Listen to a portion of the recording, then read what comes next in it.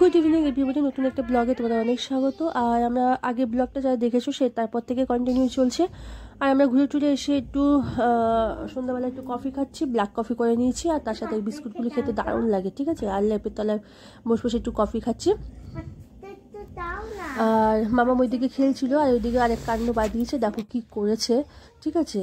এদিকে তো আমি কফি খাচ্ছি বসে বসে, আর একজন খেলতে খেলতে ঘরের মধ্যে খেলছিল, খেলতে খেলতে এক বিপদ ঘটিয়ে বসিয়েছে।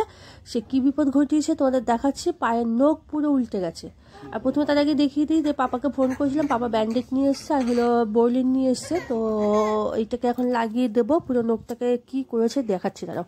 পুরো খেলেছে, আর খেলতে খেলতে খাটের কোনাটা লেগে পুরো একদম দেখো কে নখের পুরো নেলটা উঠে গেছে, ঠিক আছে। তখন থেকে কান্নাকাটি করছে। তো যে পাপা আবার ব্যান্ডেড নিয়ে এসছে, আর এখানে বোরলিন নিয়ে এসছে। তো এই ব্যান্ডেড ফ্যান্ডেড করার পরে বসে গেছি হলো রাতে ডিনার করতে। ডিনারে আজকে ছিল হলো তোমার রাইস, আজকে ছিল হলো তোমার কি বাটার নান, আর ছিল চিকেন কষা, ঠিক আছে। পাপার আর মামামের খাওয়া হয়ে গেছে, আর আমি খাচ্ছি সবার লাস্টে। আর হোটেলের খাবারগুলো কী বলো তো, প্রচুর রিস্ক থাকে, তো সকালে ব্রেকফাস্টে খুব ভালো খাই আর কি। আর কি খেতে হচ্ছে, কিছু করার নেই আর কি। যাই তুমি অর্ডার করো সেটাই খুব রিচ থাকে। মিক্স ভেজ অর্ডার করো সেটাও রিচ, যাই অর্ডার করো না কেন।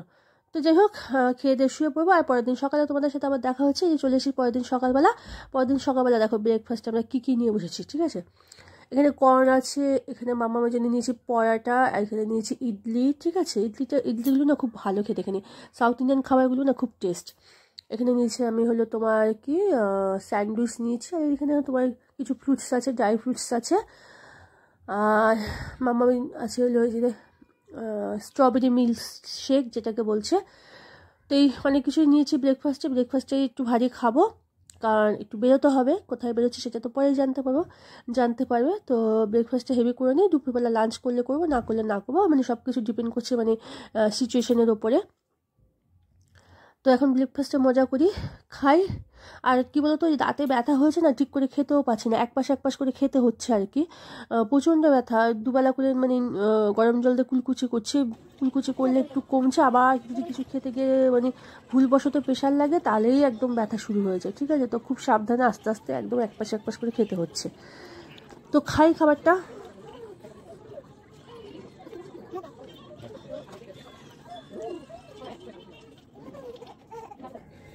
ব্রেকফাস্ট করে এসে আমরা চান টান করে একদম দেখো রেডি হয়ে গেছি, ঠিক আছে।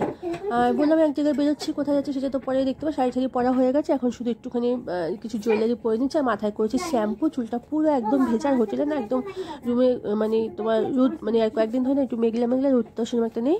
তো বাইরে তো বেরোবো, তখন চুলটা এমনি শুকিয়ে যাবে। যদিও মানে হেয়ার ড্রায়ার আছে, তো ড্রায়ার দিয়ে আমি সেরকম একটা চুল ড্রাই করি না। তো যাই হোক, রেডি হয়ে নিই। মামামকে ওইদিকে রেডি করে দিয়েছে, পাপা রেডি হয়ে বসে আছে। এখন শুধু আমার রেডি হওয়ার পালা।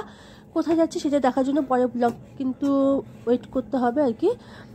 পরে ব্লগে দেখতে পাবে আমরা কোথায় যাচ্ছি, কোথায় গিয়েছিলাম। তো এই যে রেডি ফেডি হয়ে একদম বাইরে চলে এসেছে। আমাদের ক্যাব বুক করেছে, ক্যাব এখনও এসে পৌঁছায়নি, ওয়েট করছি তার জন্য। আর ততক্ষণ আমার চুলটাও শুকিয়ে গেছে। আর এই যে ফাইনালি কিছুক্ষণের মধ্যেই ক্যাব চলে আসবে, ফোন করেছিল। আর ওইদিকে দেখো পাপার মামাম দাঁড়িয়ে আছে। আর এই যে আমরা ক্যাবেও উঠে গেছি। তো চলো কোথায় যাচ্ছি সেটা পরে দেখতে পাবে, পরে ব্লগে দেখতে পাবে। আর যে সকল তোমাদের সাবস্ক্রাইব করছে তাদেরকে তো অসংখ্য ধন্যবাদ। এই পাশে থাকো, আশা করি তোমাদের ভালোবাসা তোমাদের সবাইকে নিয়ে অনেক দূরে এগিয়ে যেতে পারবো। তো tata, bye bye, good night. আর কোথায় যাচ্ছি সেটা দেখার জন্য পরে ব্লগ কিন্তু চোখ রাখতে হবে। তো টাটা।